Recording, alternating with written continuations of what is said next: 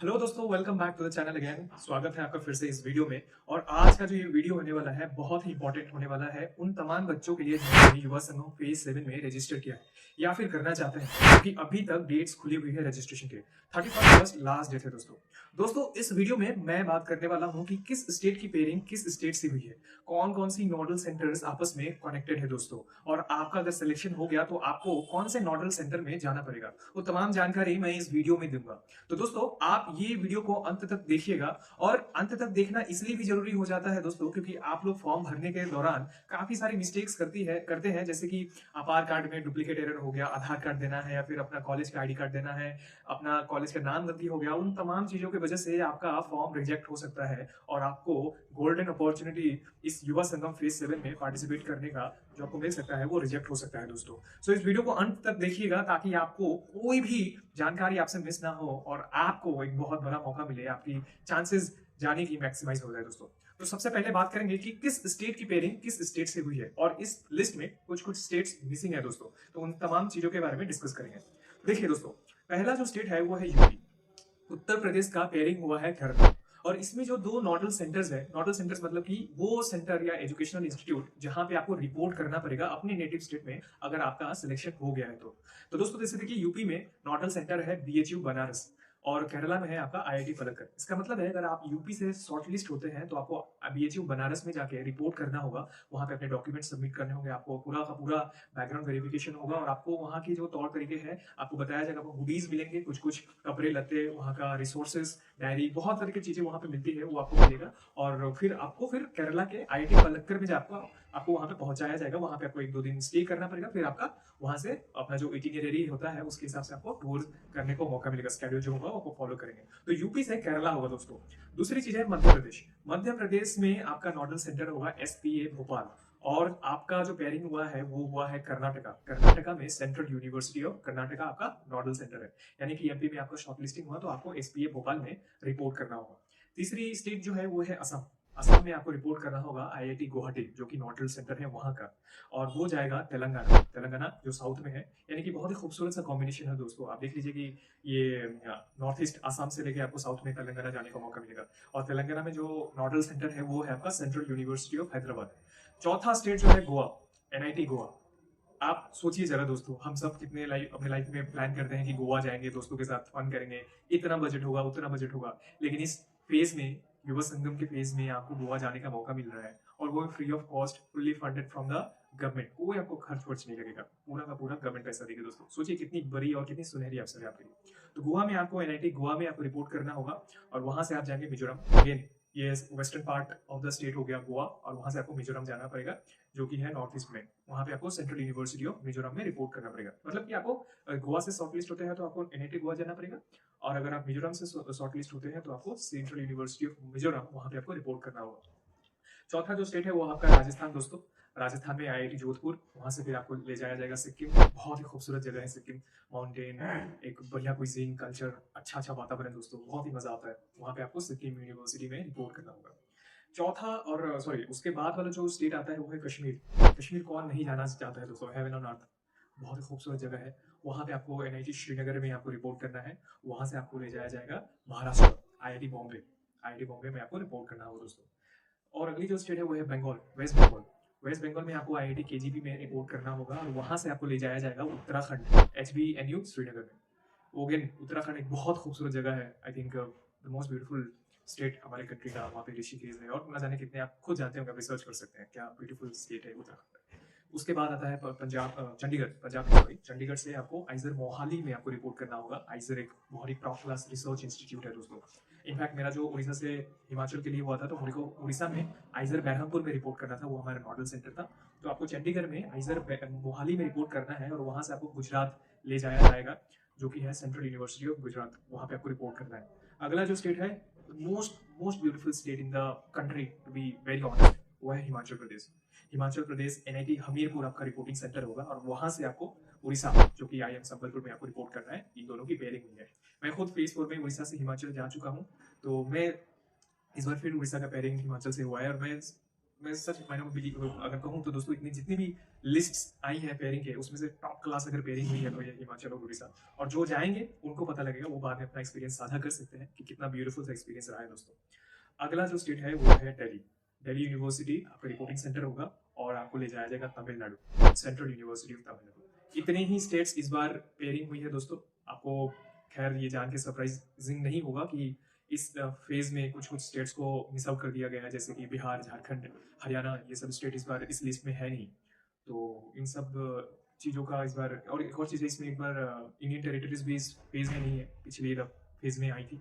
तो हर फेज में स्टेट की पेयरिंग्स बदलती रहती है। अगर इसमें बिहार नहीं है तो हो सकता है अगले फेज में बिहार या फिर गुजरात हो, और जो भी मिसिंग स्टेट्स है वो आ जाए। So it's not a big deal. So अगर आप थोड़ा सा अनफॉर्चुनेट हो जाएंगे अगर आपका नेटिव स्टेट इसमें नहीं है, बट एनीवेज जिनका भी लिस्टिंग इसमें है, जिनका भी नाम मैंने बताया है, वो अगर अच्छे से फॉर्म फिलअप करेंगे तो उनको अपने नोडल सेंटर में जाकर रिपोर्ट करना होगा और वहाँ से आपको फिर थोड़ा जाके चांसेस मिल सकते हैं। अब एक चीज पे गौर करते हैं कि नोडल सेंटर इंपॉर्टेंट क्यों हो जाता है। जैसे मान लीजिए, मैं एग्जांपल देता हूँ दोस्तों। जैसे मान लीजिए आप दिल्ली से अप्लाई कर रहे हैं, दिल्ली से अप्लाई कर रहे हैं तो, और मान के चलिए आप दिल्ली से अप्लाई कर रहे हैं और आप दिल्ली यूनिवर्सिटी में ही पढ़ते हैं, तो जाहिर सी बात है कि जो भी सिलेक्शन कमेटी होगी टीचर्स है या फिर जो भी ऑर्गेनाइजिंग कमेटी है वो दिल्ली यूनिवर्सिटी की ही होंगे।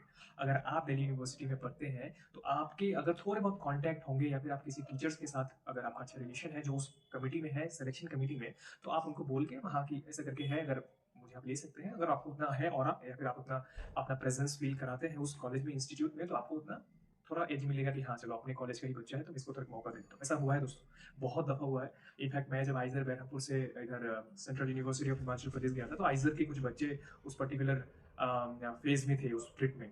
तो it is not a big deal, it's not a surprise to be very honest दोस्तों, बिकॉज अगर मेरे घर से मैं कोई ट्रिप करूंगा तो मैं कोशिश करूंगा कि मेरे घर से भी एक दो बच्चे आए उस ट्रिप में शामिल हो, तो खैर वो कोई बड़ी डील नहीं है। तो अगर आप अपने नोडल सेंटर में ही पढ़ते हैं, जैसे बीएचयू बनारस हो गया, आईआईटी गुवाहाटी हो गया, एसपीए भोपाल हो गया, एनआईटी गोवा, आईआईटी जोधपुर हो, केजीपी हो, एनआईटी हमीरपुर हो, या फिर दिल्ली यूनिवर्सिटी में हो, तो आपको थोड़ा सा एज मिलेगा। अगर आपके जान पहचान है तो आप उनको बोल सकते हैं कि हाँ अगर ऐसा ऐसा है तो I can get the chance, या फिर आपको प्रायोरिटाइज दिया जाएगा कि हाँ चलो अपने कॉलेज से, अपने इंस्टीट्यूट से कुछ बच्चों को ले सकते हैं। तो ये होता है नोडल सेंटर का इंपॉर्टेंस, सिग्निफिकेंस, और इसीलिए दो नोडल सेंटर्स को आपस में कनेक्ट किया जाता है। और इसका जो पूरा का पूरा जो ऑब्जेक्टिव है दोस्तों, ये है यूथ एक्सचेंज प्रोग्राम। मैं जैसे बताता हूँ युवा संगम, कि एक स्टेट के बच्चों को दूसरे स्टेट में ले जाया जाता है ताकि वो दूसरे स्टेट के कल्चर, क्विजीन, ट्रेडिशन, एनवायरनमेंट और तमाम चीज़ों को देखे और अपने आप को फील कराए कि हमारी कंट्री इंडिया कितनी डाइवर्स है और हमारे लिए गवर्नमेंट क्या क्या कर रही है दोस्तों।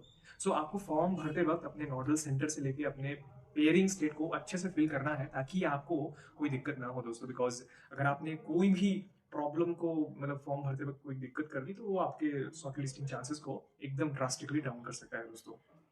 अगली चीज जो मैं आपको बताना चाहूंगा वो ये है कि देखिए, ड्यूरिंग द फॉर्म फिलअप काफी लोगों ने मेरे को कमेंट करके बताया कि भैया हमारा अपार आईडी का प्रॉब्लम हो रहा है, ऑलरेडी डुप्लीकेट दिखा रहा है, ऑलरेडी जबकि हमने पहली दफा कर रहे हैं, हमारा ऑलरेडी फॉर्म सबमिट नहीं हो रहा, अपार आईडी डुप्लीकेट है वगैरह वगैरह। इसका क्या सोल्यूशन है? देखिए, आधार आईडी हर इंडिविजुअल का एक ही होता है, मतलब एक बार आपका बन गया तो वही आपकी इंडिविजुअलिटी होगी, वन स्टूडेंट वन आईडी।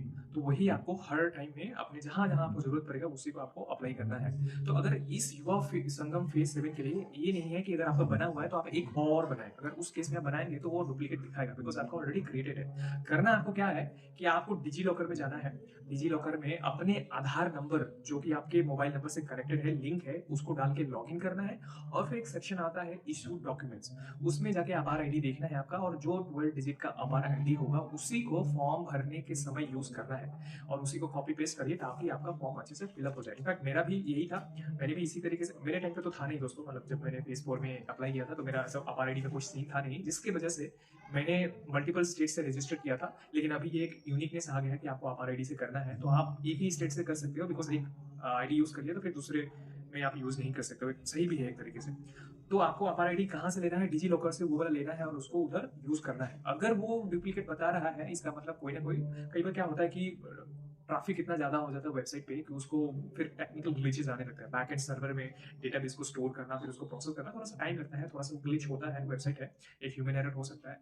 तो आपको क्या करना है, आपको मल्टीपल टाइम्स ट्राई करना है। 31 अगस्त तक डेट है, आपको ट्राई करते रहना है कि मेरा आधार आईडी अच्छे से सबमिट हो जाए और मैं डिजी लॉकर में जो दिया गया उसी को यूज करके उसमें अप्लाई करूँ दोस्तों, और वो चीज आपको अच्छे से फॉर्म फिलअप में हेल्प हो जाएगा।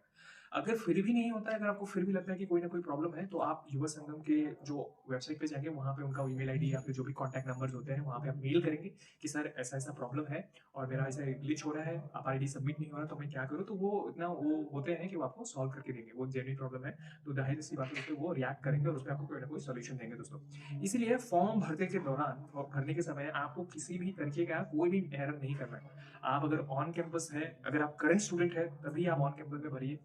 अगर मान के चलिए आपका सर्टिफिकेट अभी तक नहीं है, आप रिसेंटली महीना भर पहले आपने एग्जाम दिया है, आपका डॉक्यूमेंट्स नहीं है, तब आप ऑन कैंपस कर सकते हो। लेकिन अगर आपका कोई लेना देना नहीं है अपने कॉलेज से, अपने इंस्टीट्यूट से, आप बिजनेसमैन हो, आप काम कर रहे हो और फिर अगर आप ऑन कैंपस कर रहे हो, तो क्योंकि कल को बैकग्राउंड वेरिफिकेशन होगा तो आपको कोई हो सकता है कॉलेज का करेक्ट डॉक्यूमेंट मांग ले, आपके पास नहीं होगा तो आपको टोटली डिस्क्वालीफाई कर सकता है। तो उस चीज का आपको ध्यान रखना है, ऑन कैंपस, ऑफ कैंपस, फिर अपार आईडी का अच्छे से ध्यान रखना है और कॉलेज नेम आपको अच्छे से एंटर करना है दोस्तों। बिकॉज कई सारे बच्चे मेरे को कमेंट करके बोलते हैं भैया मेरा तो कॉलेज का नेम गड़बड़ा गया, मैं क्या करूँ उसमें, अब अच्छे से डालूँ या नहीं डालूँ, दोबारा अप्लाई करूँ या नहीं करूँ? तो वो अगेन आप एक बार फॉर्म भर देते हो तो आपको एडिट करने का चांस नहीं मिलता है, आप दोबारा उसको फिर प्रोसेस नहीं कर पाओगे। इसलिए एक बार अच्छे से फॉर्म फिलअप करो और एकदम एक्यूरेट डिटेल्स दो, अपने डेटा से लेके अपने आधार नंबर, अपने मोबाइल नंबर, अपना ईमेल आईडी, सारी चीजें अच्छे से एंटर करो ताकि आपका डेटा एरर की वजह से आपको डिस्क्वालीफाई ना किया जाए। एक और इंपॉर्टेंट चीज कि एक बार आपने जो नंबर यूज कर लिया, वो फिर दोबारा इस फेज में अप्लाई करने के लिए आप यूज नहीं कर सकते। हाँ, अगर फिर फेज 8 आएगा तो आप अपना नंबर या फिर ईमेल आईडी यूज कर सकते हो।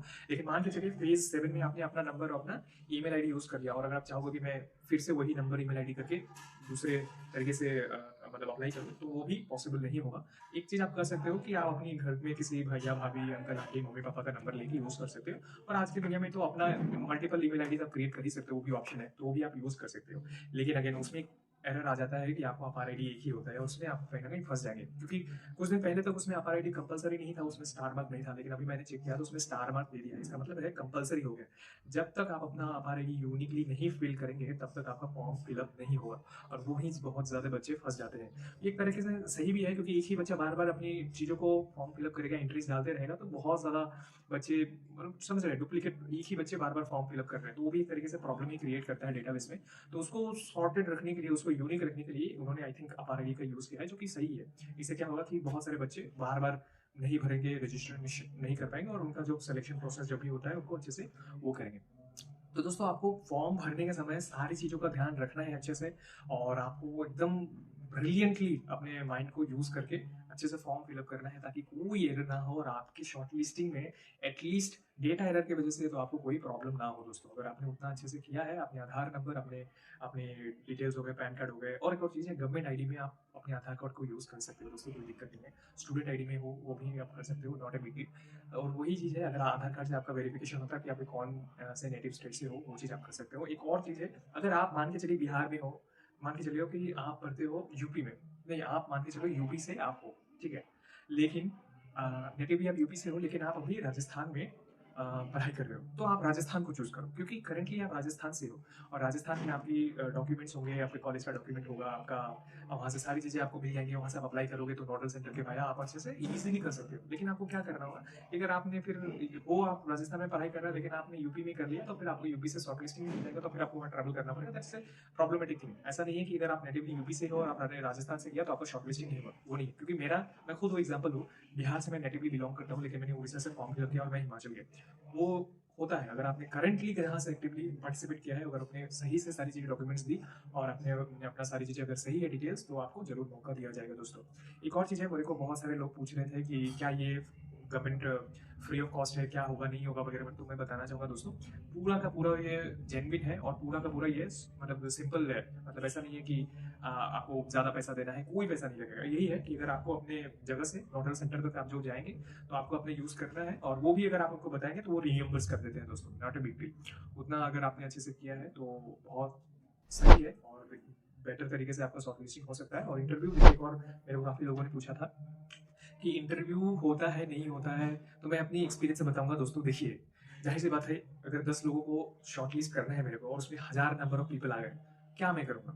आप खुद सोचिए, मैं क्या करूंगा शॉर्टलिस्ट करके 10 बच्चों को फिल्टर आउट कैसे करूंगा? अगर 10 बच्चे हैं और 20 लोगों ने फॉर्म फिलअप किया तो ठीक है, 10 को एलिमिनेट कर दो, डेटा मतलब डाइवर्सिटी बरकरार रखने के लिए कि हाँ, हर डिस्ट्रिक्ट से मैं बच्चों को लूँगा तो उस हिसाब से 10 बच्चों को हायर कर लें। लेकिन एक ही डिस्ट्रिक्ट से 10 लोग कर रहे हैं और आपके डिस्ट्रिक्ट स्टेट में 30 लोग हैं, 30 डिस्ट्रिक्ट है, तो सोचिए कितने नंबर ऑफ एप्लीकेशंस हो जाएँगे और वहाँ पे फ़िल्टर आउट करने के लिए वो इंटरव्यू कंडक्ट कराते हैं, जो कि होता है और इस बार भी होगा मेरे को जहाँ तक लग रहा है। नॉट एवरी स्टेट, शायद एका-दुक्का छूट जाए जिसमें कम नंबर ऑफ एप्लीकेशंस हो गए, जैसे नॉर्थ ईस्ट वाले हो गए, तो वहाँ पे कोई ज़्यादा इतना सीरियस नहीं लेता मेरे को जितना लग रहा है। लेकिन हाँ, जैसे जो टॉप क्लास स्टेट्स हो गए जहाँ पे जो पॉपुलर है, जैसे हिमाचल हो गया, मुंबई हो गया, कर्नाटका हो गया, केरला हो गया, गुजरात हो गया, हिमाचल हो गया, Orissa, all this places will gonna get so much of applications. तो वहाँ पे वो लोग अपना इंटरव्यू कराएंगे। वो मेनली ऑनलाइन मोड पे होता है, आप कहीं ऐसा नहीं है आपको कहीं जाके देना है, आपको सिंपल ऑनलाइन मोड पे अपने जूम कॉल पे अपना वीडियो कॉल पे ऑनलाइन इंटरव्यू होता है। आपको वहाँ पे आधार कार्ड या फिर अपना कॉलेज का आईडी कार्ड दिखाना है और फिर आप अपना इंटरव्यू दे सकते हो। वो होता है, शायद ना हो इक्का दुक्का स्टेट्स में, वो भी फैक्ट है, हो सकता है, लेकिन मेरे टाइम पे हुआ था। In fact third phase fourth phase में मेरा हुआ था, तो झूठ नहीं बोलूंगा कि नहीं होता है, बिल्कुल होता है। ये भी एक सही बात है कि नहीं भी हो सकता है अगर आपके स्टेट में नंबर ऑफ एप्लीकेशंस कम है, लेकिन आप अपने तरीके से फुल्ली प्रिपेयर्ड रहे, क्योंकि देखिए ये एक ऐसा चांस है जो शुरू में तो जब फर्स्ट सेकंड थर्ड फेज में ज्यादा लोगों को पता नहीं था, लेकिन अब ये बहुत बड़ा बन चुका है। हर एक इन्फ्लुएंसर, हर एक इंस्टाग्राम पे आप जाएंगे तो देखें कोई ना क्रिएट कर रहा है, लोगों को पता चल रहा है। तो उससे क्या होता है कि बहुत ज़्यादा हैवी ट्रैफिक हो गया इस पर्टिकुलर इवेंट के लिए। तो अगर आपको अपने आप को एज देना है कि मैं सेलेक्टेड हो जाऊँ या फिर मेरे को चांस मिले, तो फिर आपको थोड़ा सा डिफरेंट करना पड़ेगा, आपको तैयारी अच्छे से करनी पड़ेगी दोस्तों, तब जाके आपका होगा। तो इसलिए आप अच्छे से प्रिपरेशन करिए, सारे डॉक्यूमेंट्स को रेडी रखिए। फॉर्म फिलअप अभी भी टाइम है, 31 अगस्त तक आप उसको भरिए और कोई दिक्कत ना हो, इसीलिए फिर आगे बढ़िए दोस्तों। और कोई भी दिक्कत हो तो आप मेरे को कमेंट करके बताइएगा, मैं आपको जरूर सॉल्व करूंगा। और एक लाइक करिए, सब्सक्राइब करिएगा दोस्तों, बिकॉज ऐसे ही अपडेट्स जब तक की टूर डेट्स जब तक आप ट्रैवल नहीं कर लेंगे तब तक मैं पूरी जिम्मेदारी लेता हूँ कि मैं एक्यूरेट और अच्छी से अच्छी जानकारी आप तक पहुंचाऊंगा रिलेटेड टू युवा संगम, और आपसे कुछ भी मिस नहीं होगा दोस्तों। सो आगे बढ़िए, अच्छे फॉर्म फिलअप करिए और होप आपका सिलेक्शन हो जाए। All the best and wish you all the best दोस्तों। सो फिर करिए अच्छे से प्रिपरेशन और मिलते हैं अगले वीडियो में। तब तक अपना ख्याल रखिए, खुश रहिए दोस्तों, और धन्यवाद दोस्तों वीडियो से अंत तक बने रहने के लिए। मिलते हैं अगले वीडियो में।